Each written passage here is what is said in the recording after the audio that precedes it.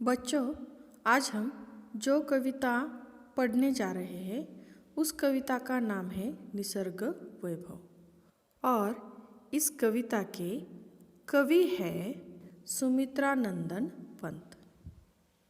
तो देखो, इनका जन्म 20 मई 1900 कौसानी में हुआ है और उनकी मृत्यु 28 दिसंबर 1977 में हुई है। अब इनका परिचय देखो। पंत जी छायावादी युग के 4 स्तंभों में से एक है। वे प्रकृति के साथ साथ मानव सौंदर्य और आध्यात्मिक चेतना के भी कुशल कवि थे। अब इनकी प्रमुख कृतियाँ देखो। वीणा, गुंजन, पल्लव, ग्राम्या, चितंबरा, कला और बूढ़ा चांद आदि इनके काव्य संग्रह है। हार यह उपन्यास है। 60 वर्ष एक रेखांकन है जो आत्मकथनात्मक संस्मरण है। तो अब हम इस कविता के बारे में या इस कविता का सारांश देखेंगे। तो देखो, रस की अनुभूति कराने वाली, सुंदर अर्थ प्रकट करने वाली, हृदय की कोमल अनुभूतियों का साकार रूप कविता है। और इस कविता में प्राकृतिक वैभव, सौंदर्य, निसर्गरम्य अनुभूति, उदात्तता, आध्यात्मिकता, अद्भुत भाषा प्रभाव एवं वर्णन शैली का साक्षात्कार होता है। प्रकृति के सुकुमार कवि पंत जी प्रस्तुत कविता में पर्वतीय सौंदर्य का वर्णन कर रहे हैं। साथ ही मानव संसार में व्याप्त असंतोष, अहंकार आदि को लेकर कवि चिंतित भी है। उनका कहना है कि जड़ संसार में चारों ओर सौंदर्य बिखरा पड़ा है। सभी जीव जंतु प्रसन्न हैं, तो मनुष्य जो जगत के समस्त प्राणियों में सर्वश्रेष्ठ माना जाता है, क्यों छोटी छोटी बातों के कारण दुखी रहता है? ऐसा पंत जी कहते हैं। अब हम इस कविता को एक साथ गाएंगे। तो देखो, कितनी सुंदरता बिखरी प्राकृतिक जगत में ईश्वर, टपक रही गिरि शिखरों से झर, लौट रही घाट में लिपटी धूप छाह में निस्वर, अनिल स्पर्श से पुलकित तृणदल, बहती सीमाहीन श्लक्ष्ण संगीत श्रोत्रसी, अहरह वनभू मरमर, फूलों की ज्वालाएं आंखें करती शीतल, मुकुल अधर मधु पीते, गुंजन भर मधुकर दल, तितली उड़ती दूर कहीं पल्लव छाया में, रुक रुक गाती वन प्रिय कोयल, लेटी नीली छायाएं कृशरवि किरणों में गुंफित, दुरारोह भांति ढाले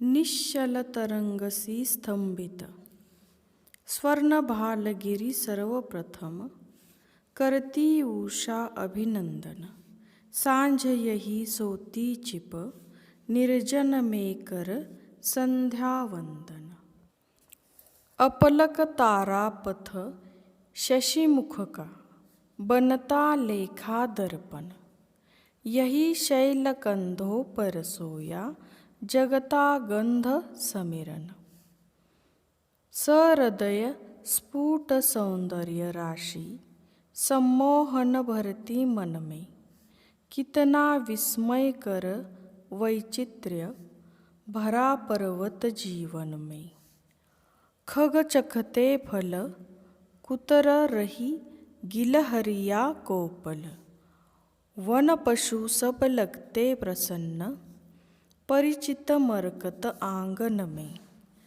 स्वाभाविक यदि मुझे याद आता ईश्वर इस क्षण में। जड़ जग इतना सुंदर जब, चेतन जग में क्या कारण। रहता अहरह जो, विषन्न जीवन मन का संघर्षण। मनुज प्रकृति का करना फिर, नव विश्लेषण संश्लेषण। ईश्वर का प्रतिनिधि नर, अभिशापित हो उसका जीवन। लगता अपनी क्षुद्र अहंता ही में, सीमित केंद्रित। छिन्न हो गया विश्व चेतना से, मानव मन निश्चित। तो अब हम इस कविता का भावार्थ देखेंगे। तो देखो कितनी सुंदरता बिखरी प्राकृतिक जगत में ईश्वर। यानी कवि कहते हैं कि ईश्वर इस प्राकृतिक जगत में कितनी सुंदरता बिखरी हुई है। टपक रही गिरि शिखरों से, गिरि शिखर यानी पर्वत।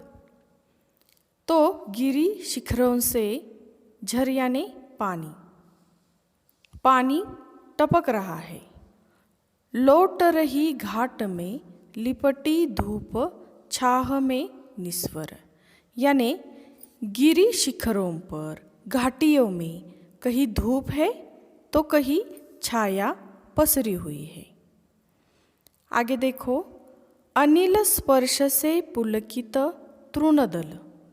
अनिल यानी वायु, हवा।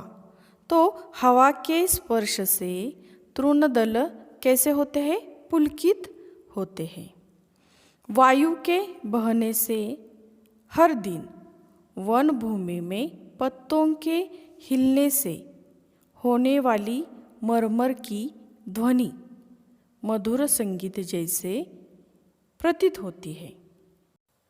श्लक्ष्ण अर्थात मधुर और अहरह इसका अर्थ है प्रतिदिन, और मरमर इसका अर्थ है पत्ते हिलने का स्वर। आगे देखो, फूलों की ज्वालाएं आंखें करती शीतल। इसका अर्थ है फूलों की शोभा नेत्रों को कैसे करती है? शीतल करती है।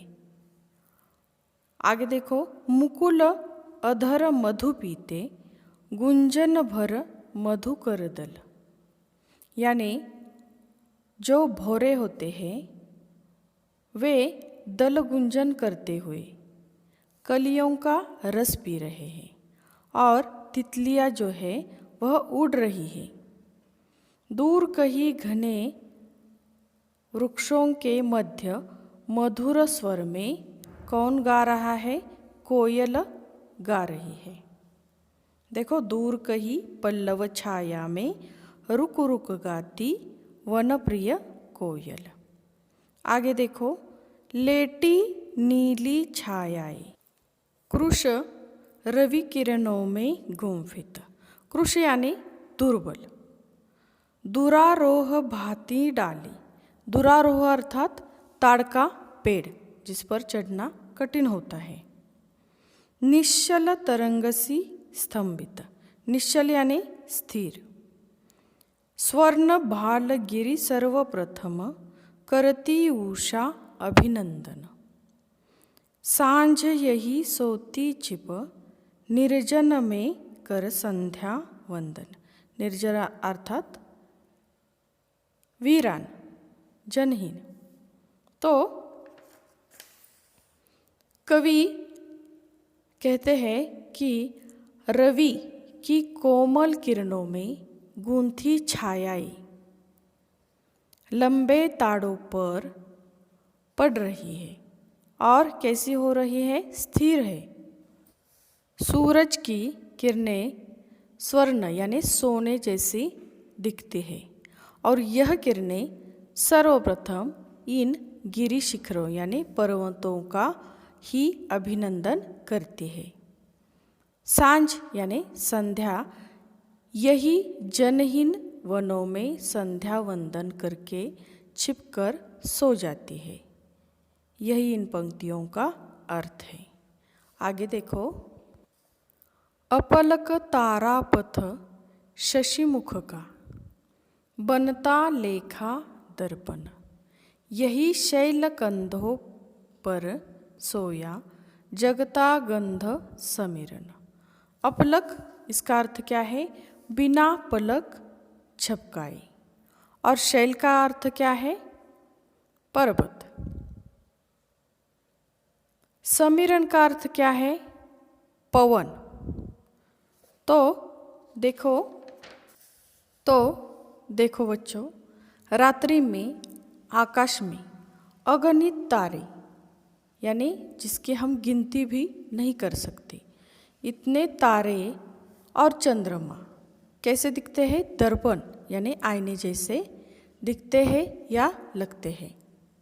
और यही पर्वतों के कंधों पर सोई हुई सुगंधित वायु इससे जग जाती है। यह खिला हुआ सौंदर्य मन को मोहित करता है। आगे देखो, सहृदय स्फुट सौंदर्य राशि, सम्मोहन भरती मन में, कितना विस्मयकर वैचित्र्य भरा पर्वत जीवन में। विस्मयकर यानी आश्चर्यजनक, और वैचित्र्य अर्थात अनोखापन। तो देखो बच्चों, कवि कहते हैं यह खिला हुआ सौंदर्य मन को मोहित करता है। पर्वत प्रदेश के जीवन में आगे देखो, खग चखते फल, कुतर रही गिलहरिया कोपल, वन पशु सब लगते प्रसन्न, परिचित मरकत आंगन में। खग यानी पक्षी, और कोपल यानी कोमल पत्ते। मरकत का अर्थ है पन्ना। तो देखो, पक्षी क्या खाते हैं? फल खाते हैं। और गिलहरिया जो है वह कोमल फलों को कुरतती रहती है। वन में रहने वाले पशु इस पन्ने जैसे आंगन में प्रसन्न दिखाई पड़ते हैं। आगे देखो, स्वाभाविक यदि मुझे याद आता, ईश्वर इस क्षण में, जड़ जग इतना सुंदर जब, चेतन जग में क्या कारण, रहता अहरह जो, विषन्न जीवन मन का संघर्षण। तो देखो, कवि कहते हैं ईश्वर, मुझे ऐसे क्षणों में मनुष्य जगत का ध्यान आता है। जड़ संसार में इतना सौंदर्य बिखरा पड़ा है, क्या कारण है कि इतना बुद्धिमान मनुष्य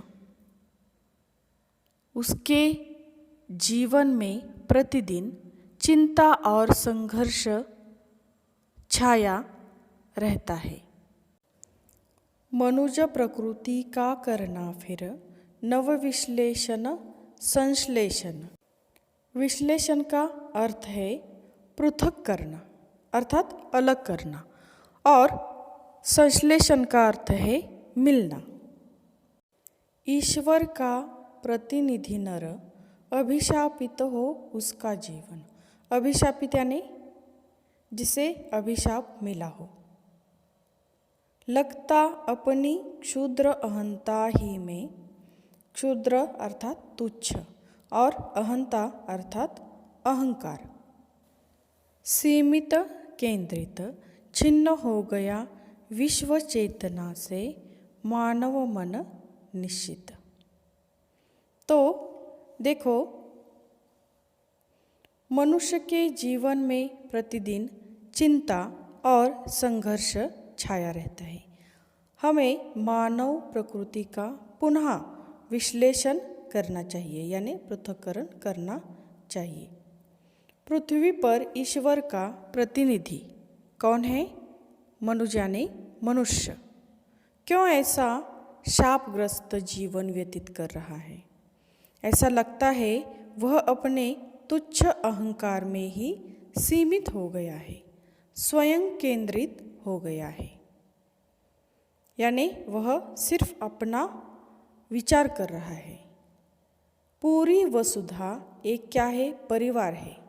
ऐसी धारणा उसके मन से समाप्त हो गई है, ऐसा कवि कहते हैं। तो कविता का भावार्थ आपकी समझ में आ गया। अगले वीडियो में हम इस कविता का स्वाध्याय देखेंगे।